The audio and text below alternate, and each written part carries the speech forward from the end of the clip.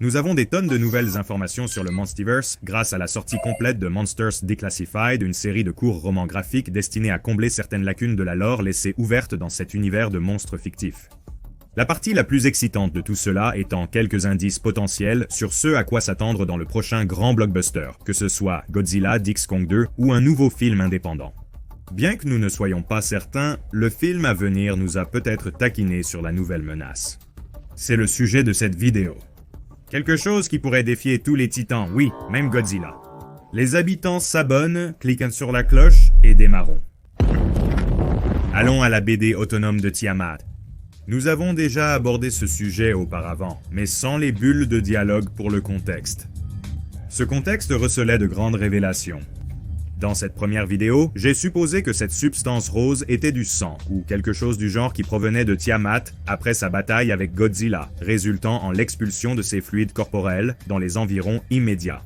Eh bien, cette théorie était en fait assez précise. Grâce aux bulles de texte, nous apprenons que les restes de Tiamat renferment un pouvoir inégalé dans le Monsterverse. En termes simples, son sang ne montre aucun signe de décomposition, ce qui signifie que même dans la mort, son corps est techniquement encore vivant. La bande dessinée prétend que Monarch dit que tout cela est dû au niveau insensé de puissance provenant des vents solaires que nous avons vu Godzilla absorber et évoluer à partir de ce que nous avons vu dans le film récent. Un type d'énergie inédit pour les titans, expliquant pourquoi ils s'entretuent pour l'obtenir, ce qui est inhabituel pour eux. Cependant, nous n'avons aucune preuve pour soutenir que le pouvoir a le même effet sur tous les titans. Il y a donc encore un débat sur le fait que Godzilla ait également acquis ce nouveau pouvoir régénératif. Cela signifie-t-il que nous allons bientôt voir des titans zombies dans le Monsterverse? Regardez la vidéo d'Alistair pour en savoir plus à ce sujet. Permettez-moi de vous lire le bout de dialogue que ce chercheur de Monarch a révélé. Tiamat est là depuis des siècles. Les preuves sont juste devant nos yeux. Mais le Tiamat qui a combattu et est mort à Kvittoya, du moins je pense que c'est comme ça qu'on prononce ce mot, elle était surpuissante. Monarch prétend que c'était l'intersection des vents solaires à l'endroit. La ligne officielle de Monarch est qu'il recherche ce que ces vents ont fait à Tiamat et au roi. Ce n'est qu'une partie de l'histoire, Monarch examine certainement les autres capacités de cette puissance. Avec Tiamat vaincu, Monarch a eu un regard de plus près et plus sûr sur la zone. Je n'ai pas pu trouver beaucoup de données sur les tests de Monarch sur le sang de Tiamat laissés sur le site. Ce que j'ai trouvé montre que sa composition ne correspond à aucun échantillon d'un autre titan. Les cellules ne réagissent pas aux produits chimiques et métaux terrestres. Le résultat de test le plus surprenant, aucun taux de décomposition détectable. Monarch examine certainement comment utiliser le pouvoir pour améliorer d'autres titans, mais il y a beaucoup de choses que Monarch ne nous dit pas. C'est vraiment la pointe de l'iceberg. Et si, écoutez-moi, et si Monarch cherchait un moyen de régénérer les titans?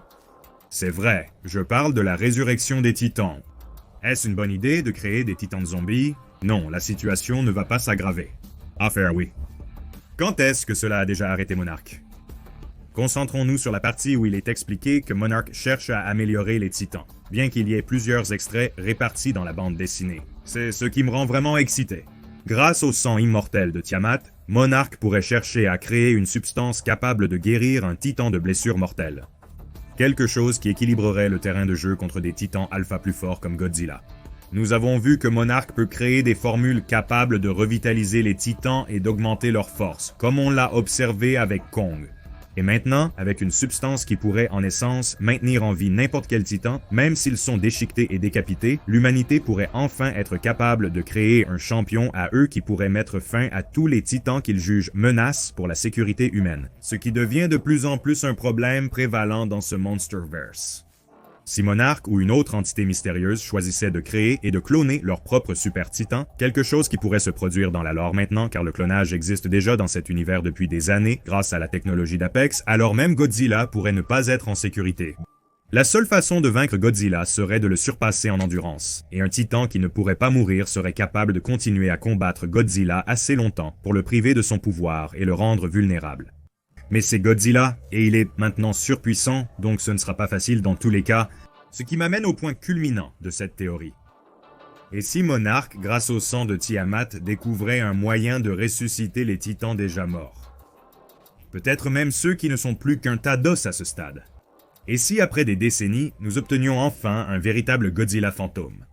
Eh bien, peut-être que cette intrigue est mieux laissée aux pages du passé, mais écoutez-moi, et si les os de Dagon étaient ramenés à la vie? Pour la première fois dans l'histoire de Godzilla, et si nous avions un vrai Godzilla contre? Godzilla dans un film en direct? Les fans réclament plus de Godzilla, alors donnez-leur en deux et voyez ce qui se passe. C'est une théorie folle, mais qui comporte certains éléments hérités qui, si on continue la tendance à faire des clins d'œil au passé de la franchise Godzilla, pourraient en fait être plausibles. Vous vous souvenez peut-être de Kiryu, une ancienne variante de Mechagodzilla de Toho?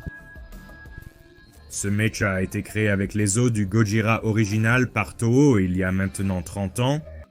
Dans la chronologie actuelle de Monsterverse, cette approche de ce concept pourrait être notre voie de biorégénération au lieu d'une bête mécanique, avec un esprit à l'intérieur. Et comme mentionné, nous n'avons jamais vraiment affronté Godzilla. Les quelques fois où cela a presque eu lieu, le deuxième Goji était toujours soit Mechagodzilla déguisé, soit dans le cas de Kiryu, un esprit piégé dans des os, comme je l'ai dit plus tôt, continuant d'une manière ou d'une autre à vivre même après l'au-delà. Dans la série animée Godzilla, Zilla Jr. a finalement combattu son père, le monstre du film en prise de vue réelle. Ce serait la comparaison la plus proche de ma théorie, je pense. Bien que, encore une fois, utilisant des éléments mécaniques et cyber pour réanimer le cadavre, sans réellement ramener le corps mort à un état de vie complet. Bien sûr, avec Toho qui semble ne pas vouloir que le Monsterverse mentionne à nouveau Dagon, ou du moins Godzilla en tant qu'espèce, je ne suis pas tout à fait sûr que cela puisse se produire. Même si cela devrait, vu le contexte de l'évolution possible de cette franchise et de son passé. Je ne pense pas que vous puissiez simplement retcon ce qui a déjà été montré dans un film. Mais réfléchissez vraiment à cette théorie.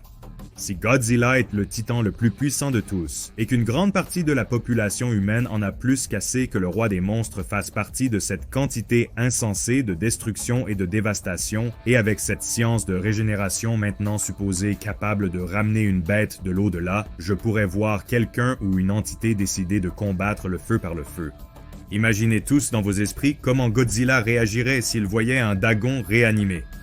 Après avoir cru être le dernier de son espèce aussi loin qu'il s'en souvienne. Mais le G-Man n'est pas tout à fait l'homme de famille comme Kong.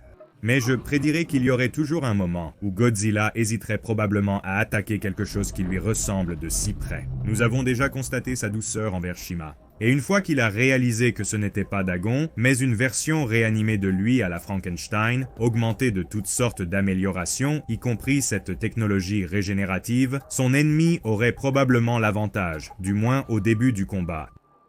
Alors tout le monde, allez-y et dites-moi, préféreriez-vous voir un titan cloné, augmenté et dopé pour affronter et détruire le monde des titans, pour remettre l'humanité au sommet? Ou préféreriez-vous voir un titan comme Dagon ramené de l'au-delà pour défier Godzilla pour son trône? Les deux sont des théories relativement sombres, où l'humanité en a assez des titans et est maintenant unie pour mettre fin à ces événements horribles où des milliers de vies et des billions de dollars sont perdus. Jusqu'à ce que nous entendions le contraire des créateurs de Monsterverse, tous les signes indiquent que les humains restent le principal méchant dans la prochaine histoire de Monsterverse à mes yeux.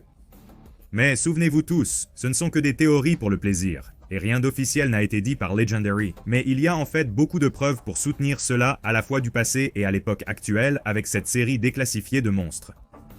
En fin de compte, cela me surprendrait si ces bandes dessinées étaient créées sans aucune intention de teaser l'avenir du Monsterverse. Si vous avez apprécié cette vidéo, cliquez sur j'aime pour Godzilla et Kong et profitez du reste de votre journée.